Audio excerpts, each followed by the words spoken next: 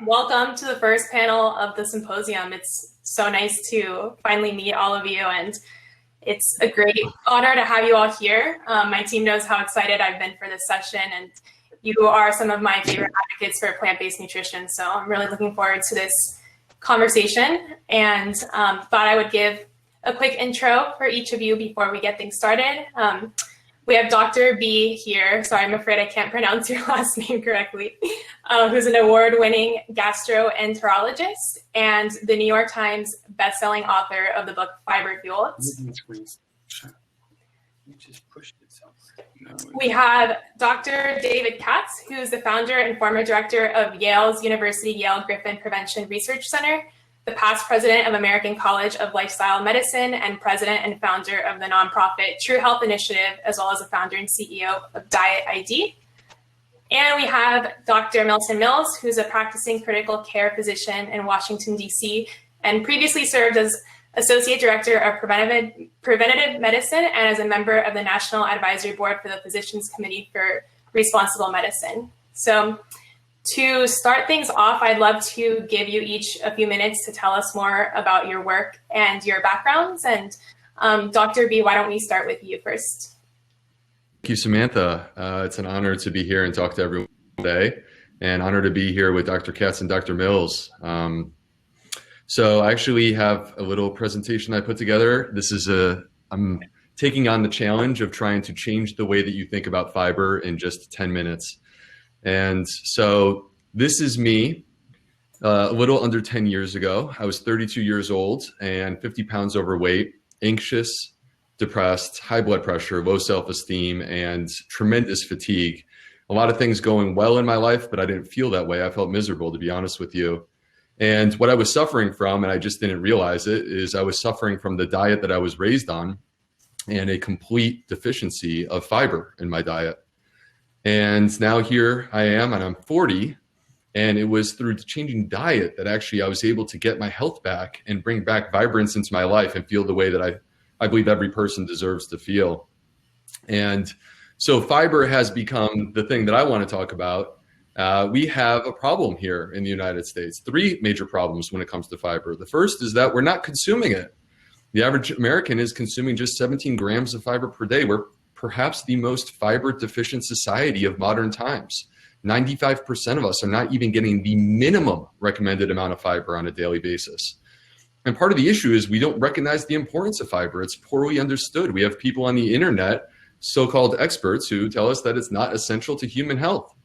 And unfortunately, we think it's boring. Many of us, we think of fiber and we think of what our grandma used to stir into an orange drink so that she could have a bowel movement.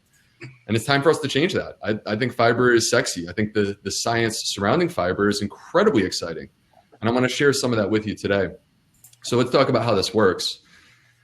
Most of us, we just think of fiber as fiber, grams of fiber, just count the grams. And that's not really true. There's millions, if not billions, of types of fiber in nature, and they each have a complex chemical structure.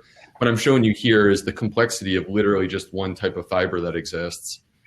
But at the same time, it can be very simple. All plants contain fiber. Plants have a monopoly on the fiber. If you want fiber, this is where you go. Fruits, vegetables, whole grains, seeds, nuts, and legumes.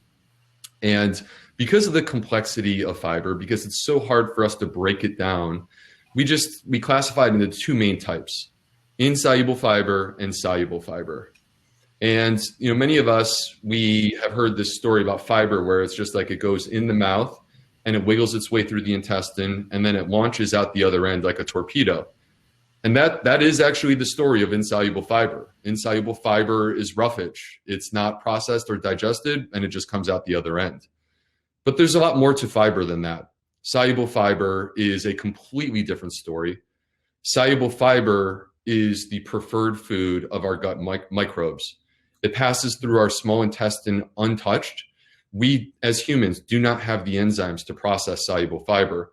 So it arrives in the colon, and that's where our microbes, they get into a feeding frenzy.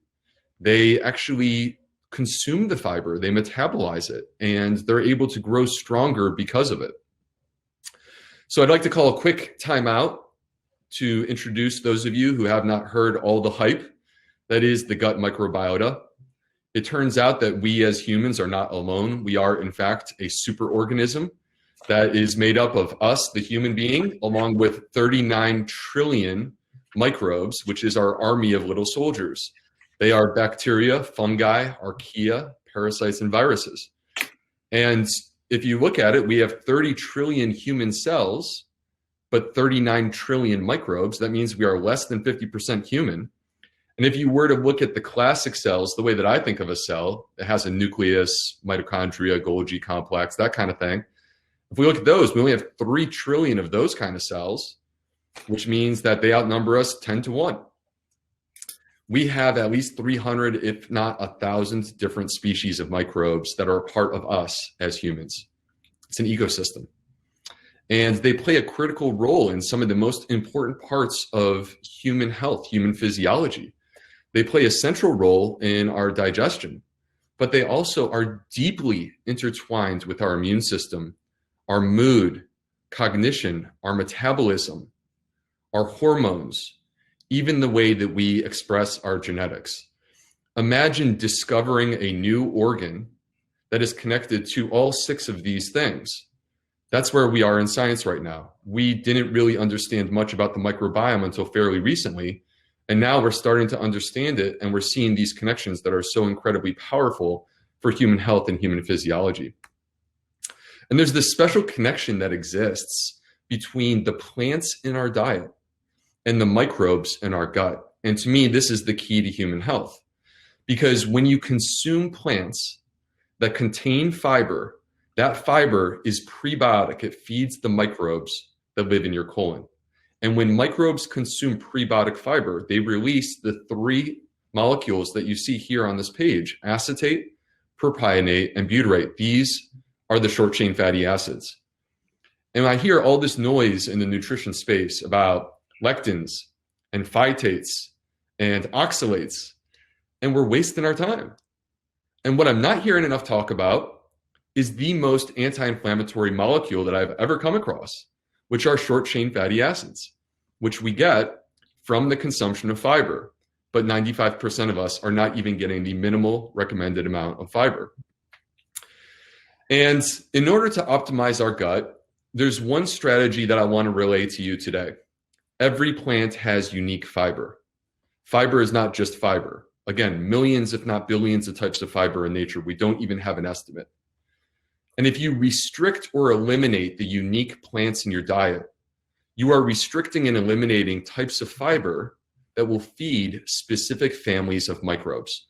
If I cut out the black beans, then the microbes that thrive when I eat black beans are going to grow weaker and weaker and weaker. They're going to become incapable of doing their job, and at some point they're going to disappear.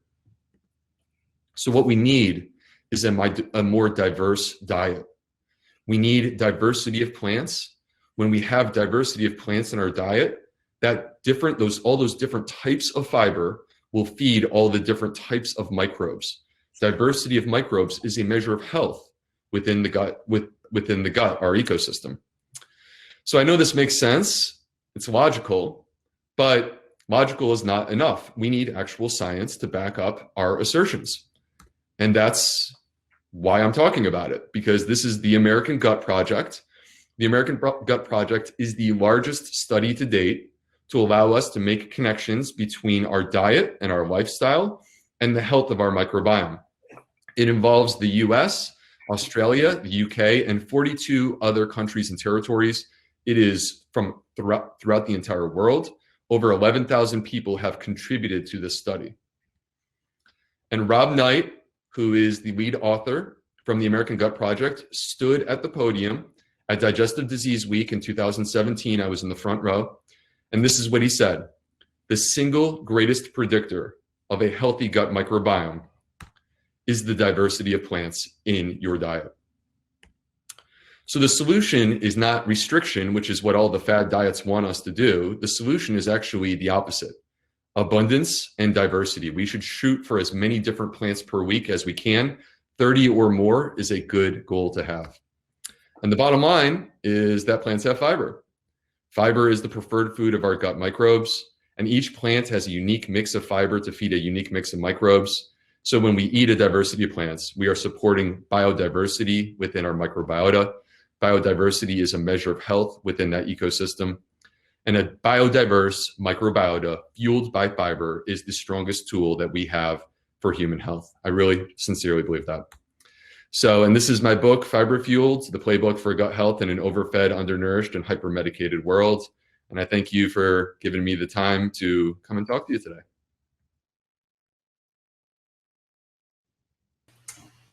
Thank you so much, B, for the amazing introduction to your work. And I know many of my colleagues and I who are here today read your book over summer and learned so much about fiber. And I know I personally already have so many questions for you, and I'm sure the audience will too. But before we transition into questions, how about Dr. Mills and Dr. Katz each introduce themselves and their work? Dr. Mills, maybe we can start with you next, if that's okay. Sure. First of all, I want to say thank you for inviting me to the symposium and the panel. It's an honor to be here. And I just want to seize upon something Will just pointed out about the healthiest microbiome is built by a diet that contains the greatest plant diversity. That is a principle that runs throughout life in general. The healthiest life that we can have is a life that is built around diversity. Just putting in my plug for people of color. But anyway, so the questions that I was asked to address. Number one, what are the biggest health concerns related to animal food-centered diets? And then to discuss that in particular relation to communities of color. So I'm gonna start my answer by asking a question. If I showed you a picture of a cow, an elephant, and a giraffe, and ask, what is the natural diet for these animals? Everybody would say plants, which is true. Then my follow-up question would be, at what point in their life do they eat animal protein? And whenever I ask that question, about 2/3 of the audience says, never, not unless someone forces them to. But then 1/3 of the audience will think a little bit and they say, when they're nursing. And that is absolutely true. For plant-based mammals, the only time in their life that they consume animal protein is when they are in a rapid growth phase, when they're infants, when they're supposed to be turning on growth genes, when they're supposed to be getting larger, excuse me. And as a result, we know that animal protein in plant-based animals serves as a growth signal. It turns on a suite of genes called mTOR genes, which try to make the animal grow and get bigger. It stimulates the liver to produce more insulin-like growth factor 1, which is a potent growth hormone. And if you are a small infant, that's a great thing because it's going to help you grow and get bigger. However, if you're an adult where your somatic cells are supposed to be kind of quiescent and hanging out and just, doing their thing, you start stimulating those cells to grow. And over time, you're going to stimulate them to produce tumors. And most of those tumors will be benign, but a significant number of them will turn cancerous. And that's why 18-year study looking at adults in the United States showed that people who ate the most animal protein had 4-fold increase in cancer incidence and a 75% higher risk of dying prematurely. We know that animal protein increases inflammation. It can promote autoimmune disease. And while the exact mechanism of the promotion of autoimmune disease is not entirely known, we do know that one, it comes from overstimulating, or it's abetted by overstimulating the immune system with increased rates of inflammation. But something that I want to talk about, and maybe Will can touch on this later, is that he showed the short-chain fatty acid, one of which was butyrate. It's a 4-carbon short-chain fatty acid that's made from plant fiber. Turns out that colonic cells prefer to use butyrate as their fuel source. And if they don't have enough butyrate, they are not very healthy, they don't maintain tight junctions, and you start to get leakage in between the cells. And if you're eating a lot of animal protein, you can get leakage of animal protein fragments into a person's system, to which the immune and susceptible individuals, the immune system can make antibodies that may cross-react with tissues, thus stimulating an autoimmune axis. And that's one of the reasons why we often see individuals with lupus, rheumatoid arthritis, other autoimmune diseases who go completely plant-based, and within a fairly short period of time, their symptoms resolve, their disease markers go to zero, and they return to a state of health. We know that animal protein is associated, as I said before, with decreased life expectancy, also associated with increased dementia. And then again, you know, it's a question of having your cake and eating it too, in a sense. You know, the more you do one thing, the less you can do another.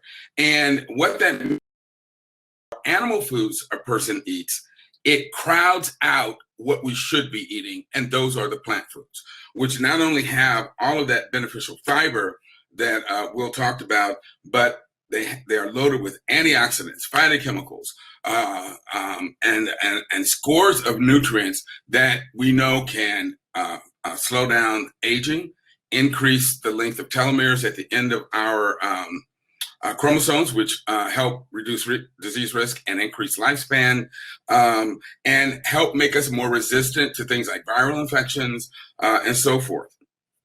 I also just want to throw out a fun little fact here to just point out how important the microbiome and the colon is. And I'm sorry, Will, to be running onto your territory so much, but I like to ask my audiences about their meal retention time. In other words, when you eat a meal, how long does it stay in your body? And most people say, oh, Dr. Mills, how do I know? It all looks the same when it comes out. And I'm like, okay, I get you. And I tell them the next time you eat whole kernel corn, look at your watch when you eat it, and then mark the time down when you see it again. And for the average person who doesn't have a problem with bowel dysfunction or severe constipation, that's going to be about 14 hours. Well, it turns out that a typical meal stays in the stomach about 2 hours. If it's full of grease and fat, it could be in there as long as 3 hours or a little more. But then you start to get reflux and some very uncomfortable symptoms. So if you start with 14 hours, you take 2 off in the stomach, then you move to the small intestine. A meal passes through the entire length of the small intestine in less than 2 hours. So we've got 4 to 5 hours out of 14. So that means that the vast majority of time that a meal is inside our body, it's actually in our colon.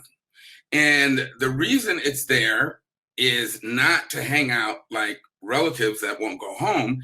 It's so that the microbiome has enough sufficient amount of time to work its magic and create all those amazing compounds that Will was talking about. Other problems associated with animal food-centered diets in this country is that they are heavily marketed and promoted to communities of color, and because we know that fast food establishments target their, I'm loath to call them restaurants, to inner city areas or minority predominant areas. And again, because of government subsidies, that makes this essentially nutrient poor food very available. And then that's the other issue with animal food-centered diet, is that they are nutrient poor.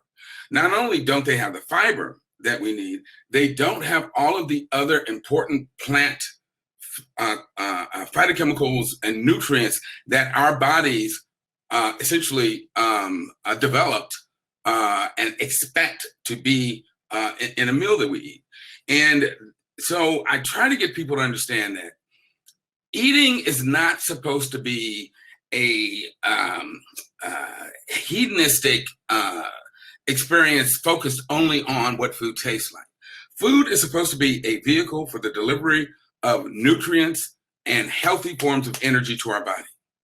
And when you sit down to a meal, if you look at that plate and you cannot figure out what nutrients that is in what you're about to eat, you shouldn't eat it. Because if you're actually eating something that's from a fast food joint that is just grease, and it's usually heavily oxidized grease, rancid animal protein, salt, sugar, and a bunch of garbage, because they're almost certainly filled with toxins, you will actually end up with fewer nutrients in your body than before you ate that meal, because it takes not only energy but also nutrients and vitamins and a variety of cofactors to process a meal. And if you're not actually getting nutrients from what you're eating, then you're going to end up with fewer nutrients in your body than before you ate, and you can end up severely nutrient depleted. So in the last minute and a half that I have left, I want to address the question of, do the dietary guidelines take into consideration the needs of all racial and ethnic communities? And the answer is no, no, no, no, no. First of all, I need to disabuse the listeners of a misperception I think most people have when we hear dietary guidelines. I had it when I first started working with PCRM on trying to advise the Dietary Guidelines Advisory Committee on embracing healthier recommendations. I went into that meeting thinking that, this group is here to make recommendations that will promote the best health for Americans. Nothing could have been further from the truth. Well, let me say this, that U.S. dietary guidelines are put out by the United States Department of Agriculture. USDA has as its primary goal to increase the market for the agricultural output of U.S. agribusiness concerns. And as a result, since the major producers are producing dead flesh and processed carbohydrates, that's what the guideline, and let me not forget dairy products. Notice I did not say dairy foods, I said dairy products, because dairy is not a food, at least not for humans. Nothing could be stranger, more perverse, and more abnormal than for us to be sucking down the mammary secretions of a cow. I tell people we should not be eating or ingesting cow's milk for the same reason that if a human being needed a blood transfusion, I wouldn't give them cow's blood. It is not made for our body. But at any rate, the dietary guidelines are really designed to push agricultural product. And unfortunately, the committee is made up almost entirely of Caucasians. And as a result, they promote a heavily Western European style diet, which is not good for anybody, including white people, but it is more deleterious and detrimental for people of color because they more recently had a diet that was more plant-based. So I'm going to stop now and we can address other issues in the question section, and thank you guys for your attention. Thank you so much for the amazing introduction to your work, Dr. Mills. My colleagues and I who are actually in the audience today worked on a report last semester in our public health class about racism and the dietary guidelines. And it was inspired by the amazing work that you've done on this topic. So thank you for bringing attention to this issue. I really appreciate it. And I know we're already getting so many good questions from the audience, but I'd love to hear an intro from Dr. Katz before transitioning into that. And Dr. Mills and Dr. B, if you want to have your videos on, definitely feel free to, but not mandatory. Thank you, Sam. Hey, everybody. Great to be with you. Very good to be with my colleagues, Will and Milton. I noticed the thumbnail we wound up using for me today features me in a tuxedo.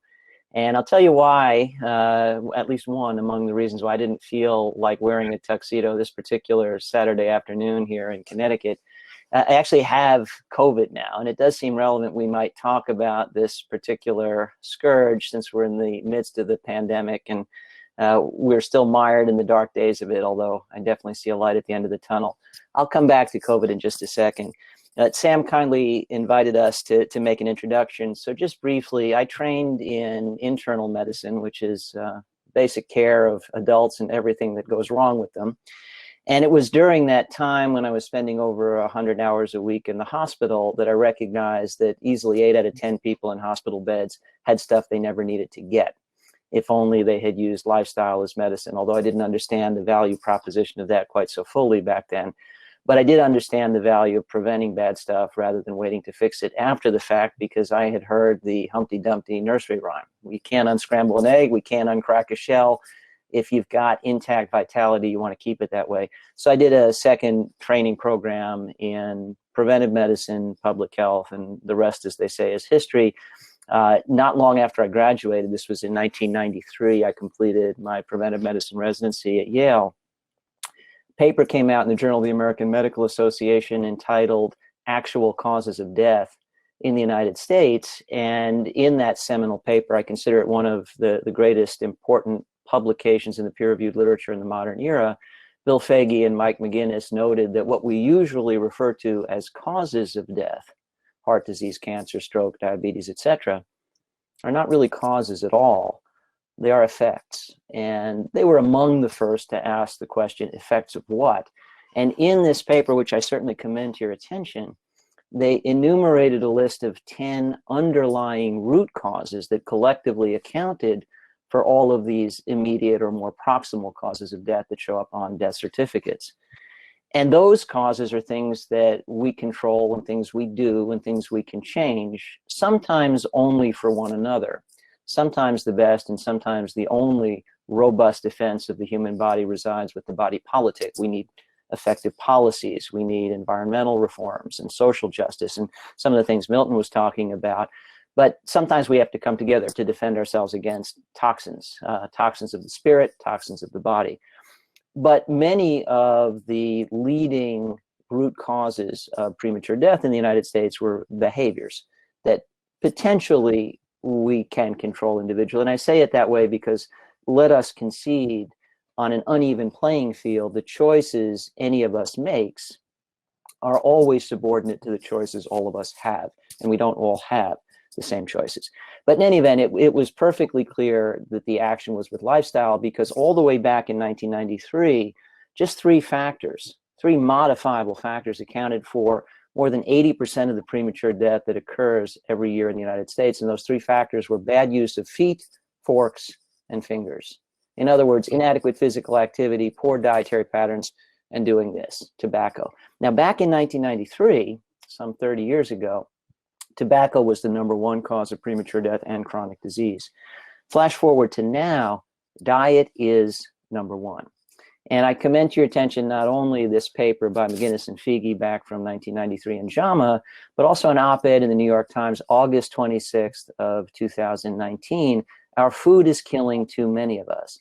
This op-ed was by Dariush Mozaffarian, whose name you may know, Dean of Nutrition at the Friedman School at Tufts University, and Dan Glickman, former Secretary of Agriculture for the United States. And in that op-ed, which is a very nice summary of the massive influence of diet quality on health in the modern world, they cite the primary literature, their hyperlinks to the primary literature, making the case in evidence that diet is the single leading predictor variable for all-cause mortality and chronic disease in the modern world today. And the remedy, nicely distilled down into 7 words many years ago by Michael Pollan, eat food, not too much, mostly plants, is in fact the common ground on which we should fight the fights in common cause to advance the human condition. But I would say just a bit more about that, because the value proposition of eating for optimal human health goes well past the boundary of our own skin. And among the arguments I like to make these days, because, and I'll come, Jessica Watson typed an interesting question into the chat. Can't we get to consensus? And Jessica, I'll loop back to that before I wrap in a couple of minutes. But one of the things I like to propound when we confront arguments by people who usually have dubious ties to the dairy industry or the meat industry is that even if there were valid dissent related to the optimal care and feeding of Homo sapiens. And frankly, I think there is not. And I have addressed this in multiple editions of a nutrition textbook for health professionals and many other books I've written and many papers I've published, and on it goes. I think there is not. I think the evidence-based case for the optimal feeding of Homo sapiens is very, very clear. The basic theme, a diet of whole foods, minimally processed, overwhelmingly plant predominant, if not plant exclusive, perfectly clear, and obviously a matter of consensus on this discussion. But even if there were legitimate dissent there, the simple fact is there are two other critical lenses as we view the circumstances of our time. We can't be so egocentric as to think it's only our health that matters. What about the rest of the biosphere? And what about this beautiful world, the greatest treasure of which is its biodiversity? Well, if we think about the kinder, gentler treatment of our fellow creatures, it argues mightily for plant-based eating. And if we think about sustainability and preserving the beautiful resources with which this planet was endowed before we started mucking around with it, the greatest hope resides with plant-based eating. So if you look through three lenses, the case is incontrovertible. We should be looking at the confluence of what's best for people, best for the planet, and most ethical. No person of decent conscience should accept cruelty on the menu. And the simple fact is that the modern diet puts cruelty on the menu. We should all eat like the world depends on it. Let me just loop back to COVID for a minute, since that's where I began. So as noted, my family, we don't know how we got it. We practiced all of the relevant precautions, but everybody in the house has tested positive for it now. Nobody's terribly sick, although my wife's certainly not been feeling terribly well. I'm a bit under the weather. Definitely didn't feel like wearing a tux today, but nothing too serious. And at 58, I have to say, I was never afraid of the pandemic. I respect it very much.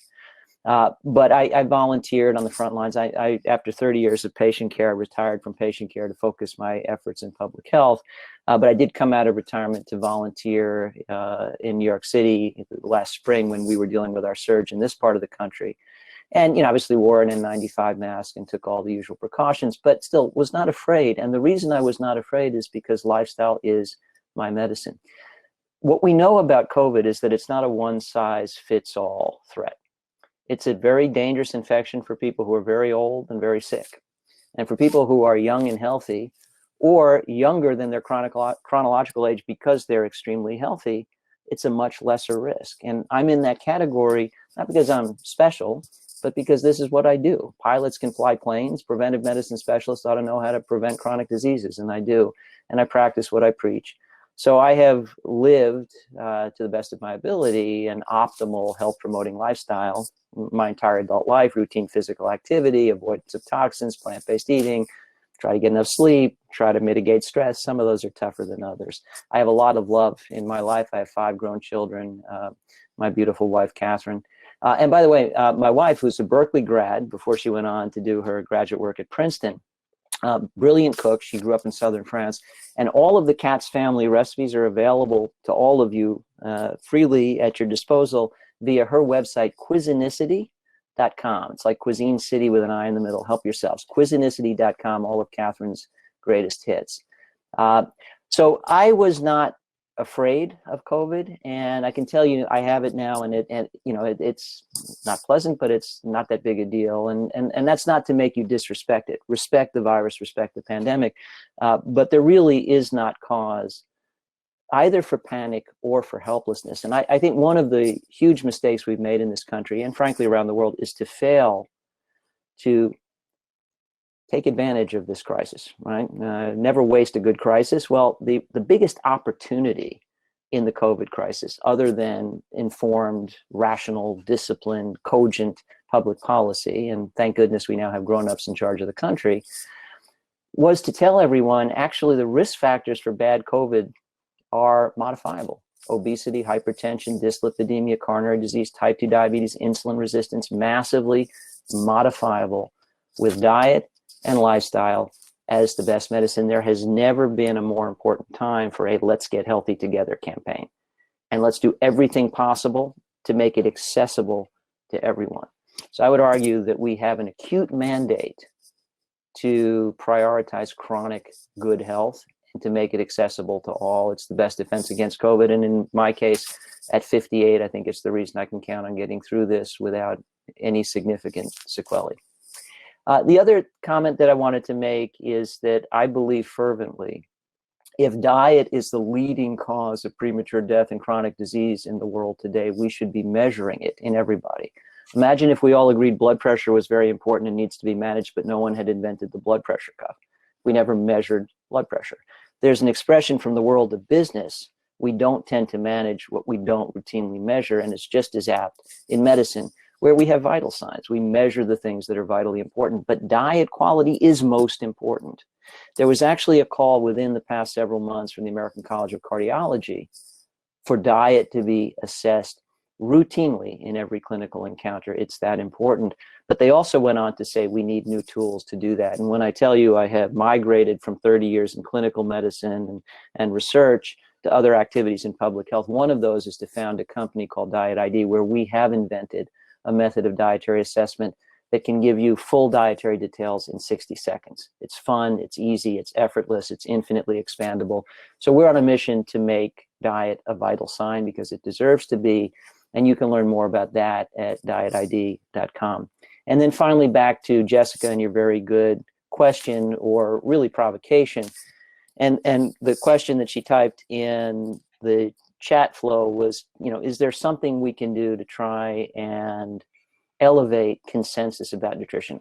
This is Jessica speaking. I want to know what's true, but there's so much disagreement. That really troubled me greatly for many years, Jessica, and I offer two, at least partial remedies to it. One has been my life's work for some number of years, but the other really was courtesy of a collaboration with Sarah Bear-Sanat, the president of Old Ways, and Walter Willett at Harvard. We convened, Sarah was the motivating influence here. We convened a conference in Boston in 2015 called Old Ways Common Ground. The name's important because if you Google that, you'll pull up all of the assets, the videos of every presenter, the slide decks, and the consensus statement. We convened disagreeing nutrition experts from all around the world, and along with everyone giving their point of view in a presentation, between the sessions, we worked together on a consensus statement, and we produced one. And you can find that online. The life's work component is something called the True Health Initiative. Sam, you kindly mentioned this in the intro. This is a nonprofit I founded when I was president of the American College of Lifestyle Medicine. And the whole goal was to disprove that notion, Jessica, that no two experts agree about the what's what of nutrition. The reality is that across an extreme breadth of different preference, different perspective, and different discipline, there is massive agreement. It's just that when people are handed a microphone and a video camera, they tend to emphasize what makes them special and unique, not what makes us all agree, but we agree massively. So True Health Initiative represents over 500 world-leading experts from 46 countries, and their personal preferences range from variations on the theme of paleo to vegan and everything in between, but they all come together to say, we agree that the best theme for human eating is real food, not too much, mostly plant. So not all of them practice plant-exclusive eating, but they all agree, including the experts in paleo who are genuine experts, that plant-predominant eating is best for human health, the planet, and our fellow creatures. So visit truehealthinitiative.com because it's all about that issue, Jessica, of trying to elevate the consensus, the common ground, to bring us together in common cause, because in unity, there is strength. Sam, I thank you. Thank you so much for that introduction, Dr. Katz. I saw you speak in my class at Berkeley earlier this semester in Food Innovation Studio, and I know many of my colleagues and I were so excited to have you on this panel today. And I really love that the work that each of you does overlaps in so many ways. And we have so many great questions coming in from the audience, so I'll go ahead and transition into that so we can get to a few of those. And Will, I think that I may direct the first question to you. Let me read this out. What are your opinions on how, as a medical community, we can create a more holistic, cohesive messaging? The messaging seems to be constantly changing between wheat is bad, fiber is good, even within the medical community. How do you think we can develop a more united message of recommendations? And Will, before you jump in, that is Jessica Watson's question. So Jessica, Yeah, no, that's, you're getting lots of attention and love. yeah, exactly. So, and you know, I agree wholeheartedly with everything that Dr. Katz said on this issue. And I think that at the end of the day, we should be evaluating diet in the exact same way that we evaluate any intervention within medicine, which is we should let the evidence do the talking. And we should be honest. We should remove bias from the conversation. And when you look at the preponderance of evidence, there is an overwhelming amount of evidence, layer upon layer upon layer of evidence, all the way from mechanistic studies that are done in a lab or in a test tube, all the way up through incredibly powerful epidemiologic studies looking at human populations and outcomes. And what we're seeing consistently across the board, people live longer with less disease when they eat more plants. And so do I think that the only way to be healthy is to eat a plant-exclusive diet? No, but do I think that the optimal diet for human health is a plant-predominant diet, ideally plant-exclusive diet? Absolutely, I do believe that to be true. And when we come to the equation talking about alternative approaches from a dietary perspective, you know, the reason that there's confusion, I think it goes back to what Dr. Katz said about having a microphone, is that anyone can be an expert on the internet. Anyone can grow to have hundreds of thousands of followers on the internet. And we have equated expertise with the size of the following and social media, which makes absolutely no sense. And yet the experts tend to be people who actually are working really hard in a lab or on a research paper or on a grant and not on the internet. So, and I think that's a big part of the problem that we have, is that in the same way that our politics gets confused by misinformation, so does the nutritional conversation get confused by misinformation. But as Dr. Katz said, there is consensus. Consensus actually exists. Sam, if I may append quickly, Will, you mentioned types of studies lending support to this massive evidence in favor of plant-based eating other than RCTs, and I just wanted to append an amen to that. Because, you know, there are one of the many lines of what I consider dogma in nutrition discourse today is the notion that the only way you know anything is true is an RCT. And if that were true, no parent could advise their children not to run with scissors, because I've never read an RCT on that topic. And yet I confidently told my kids, don't run with scissors, look both ways before crossing the street. We don't need a meta-analysis to know this makes sense.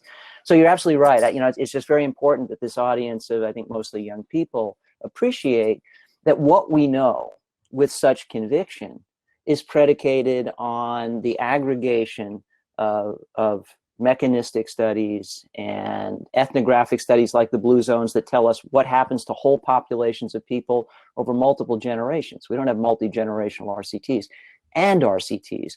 This was a project we undertook under the auspices of the American College of Lifestyle Medicine a couple of years ago. We published a paper, Hierarchies of Evidence Applied to Lifestyle Medicine, and actually proposed we need whole new methods of synthesizing evidence that respect the fact that some of the most important questions related to human health cannot be decisively answered just with RCTs. I think that's a really crucial point. There is no randomized control trial that shows that smoking causes lung cancer. It doesn't exist. We're talking about latent diseases. The top killers in the United States are latent diseases because of the fact that we struggle to appreciate that our diet today is what puts us at risk for disease decades from today. Thank you both so much for sharing your perspectives on that. And I might change the direction of the conversation a little bit, because this is a topic I'm personally interested in. And the dietary guidelines, as many of us know, were just released a few weeks ago, the newer ones. And it's definitely disappointing to see that many of the same issues keep coming up year after year. And Dr. Mills, I was going to ask you, do you feel like they've improved at all from previous years? And how do you think we can address the corruption that's so pervasive in the process of creating the dietary guidelines, or do you think it's even possible? Well, first of all, there's absolutely no question that the dietary guidelines have gotten better over the last 20 years or so.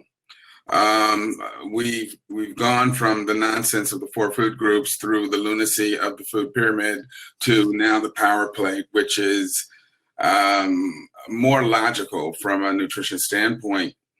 But that the guidelines that came out of the USDA were not nearly or we're not as progressive and as science-based in support of plant-based eating as they should have been, should not be surprising. It's like a lie that comes out of Donald Trump's mouth. I mean, how could anybody be surprised at this point? So knowing that this is coming from the USDA, we know what we're going to get. Now, your next question was, well, is there any hope? And to use a math metaphor, you know, calculus teaches us that we can never really know or get to what a true value is. We just take a differential and try to get close to it. And when you look at the arc of human existence, what we've been doing throughout human history is taking the differential of where we are versus where we need to be. In other words, we just try with each successive attempt, generation, whatever, to get closer and closer to where we should be. Again, I have seen the dietary guidelines change over the last 20 years. So yes, I do think it's possible to continue pushing them to get closer to where they need to be. Will we ever actually get to that particle and know exactly where it is? No, because the USDA is always going to take care of its animal business, but we can definitely use the science to continue pushing them to get closer to where they need to be, and that should be our goal. I can jump in just to append a comment. I agree with Milton. We'll never get pure dietary guidelines from the USDA. So there is a movement, albeit a nascent one, and we're rather dubious about its ultimate outcome, but it's been sort of at a low boil behind the scenes now for some number of years to remove this from the jurisdiction of the USDA. We'd really like to see the National Academy of Medicine formally take charge of the dietary guidelines. The process is unsalvageable in its current incarnation, and the pun is intended, because, you know, first of all, the Dietary Guidelines Advisory Committee, the scientists, they're given marching orders at the start. And Milton, I trust you were aware of it this year, but I actually spoke to a couple members of the committee who were close friends and said, I think you should disband in protest. This was 2 years ago when they were first convened.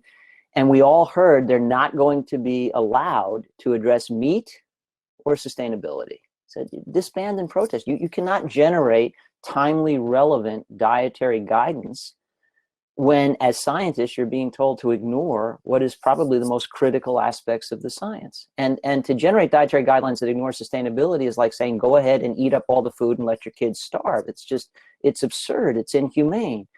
And then it's a layer worse than that, because whatever they do come up with, constrained by those absurd politicized marching orders, first then passes through the politicians, who this time actually stripped away 2 specific recommendations. Reduce intake of added sugar even further. The politicians said, no, we can't give the public that. And reduce intake of alcohol further, because the connection to chronic disease is greater than we realize. Now, we can't say, we don't want to offend the makers of sugar and alcoholic beverages. So this will never be pure if the USDA has jurisdiction, because they have conflicted interests. So yeah, Milton, you may very well have been involved. I know Neil at PCR, Neil Barnard, has been involved in this. Yeah, so, you know, we keep lobbying to the extent that we can to have some other center of power take control of the dietary guidelines, so the focus truly is on the health of the population in the world. But yeah, we have miles to go before we sleep on that issue, that's for sure. I'd just like to make one last quick addendum.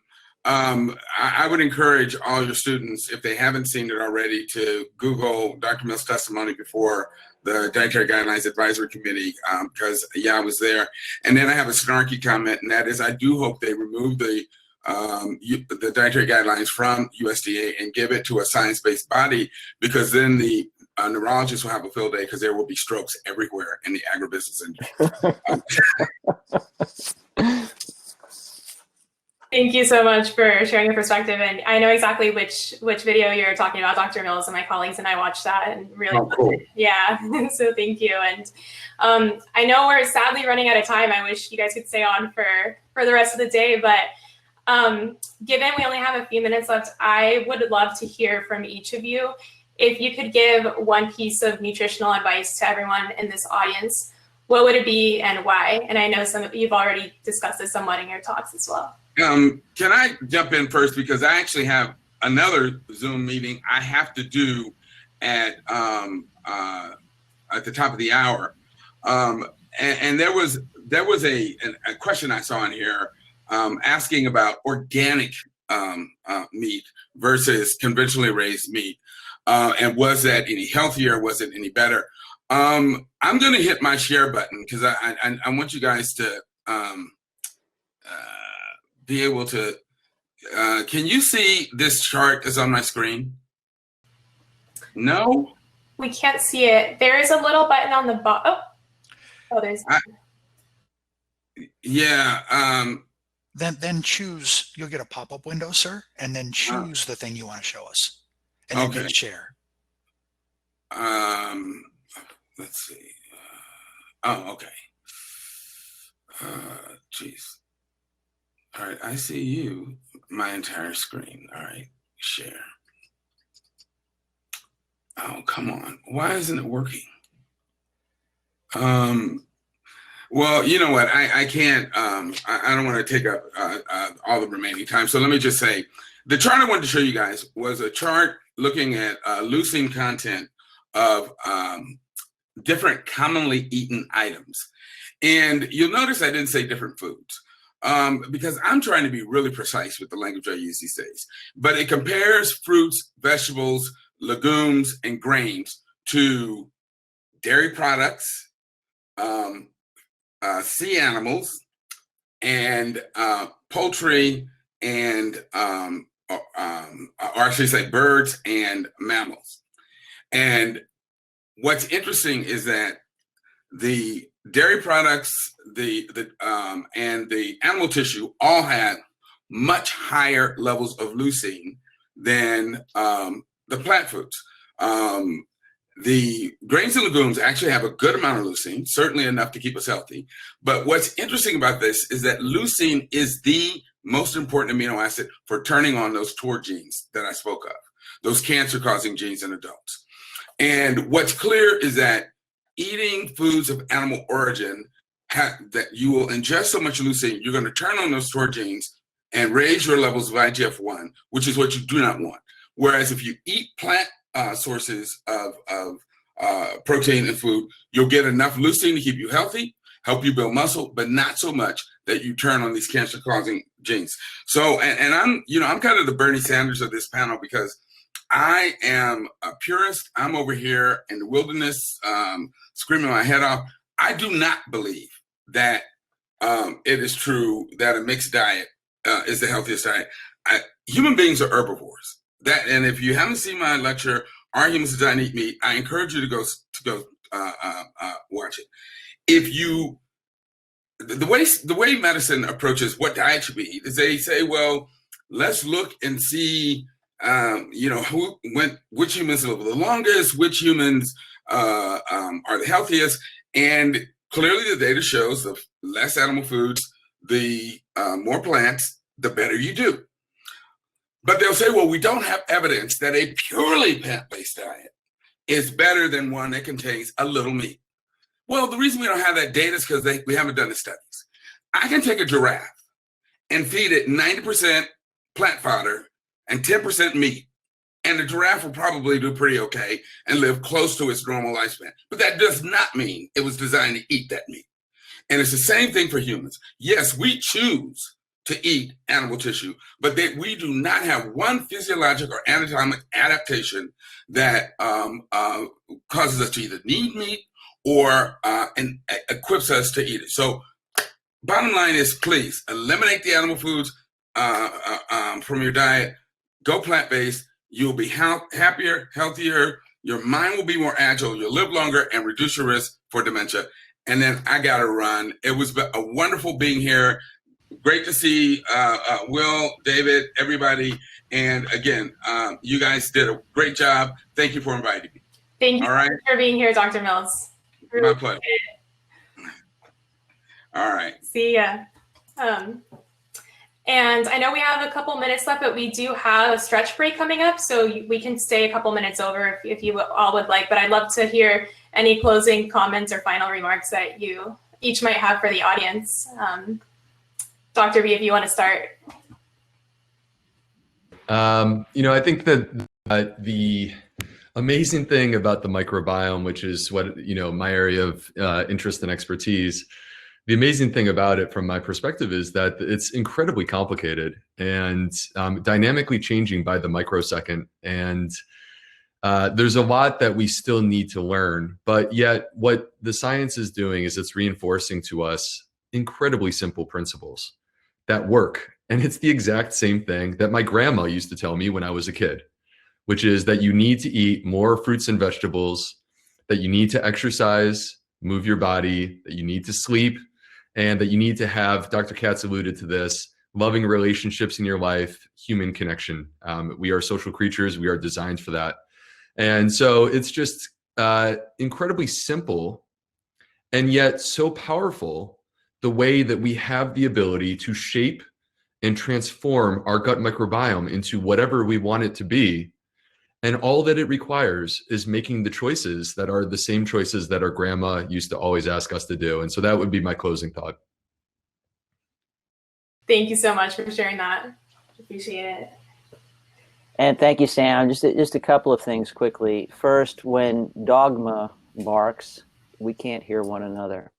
So eschew dogma. We can't know what we don't know. We can't know for sure what hasn't been assessed or answered yet, no matter how much we want it to be true. And I think one of the reasons why we have so much discord, where there could be so much more consensus, is the conflation of what we do know for sure with what competing factions wish were true. So I would say take dogma off your menu and listen carefully to the sonorous voice of evidence. It's sufficient. In particular, if you do the next thing. So I'm fitting two tidbits in here, Sam. So again, the clamor of dogma, and eat as if the world depends on it, because it does. And that should be sufficient guidance.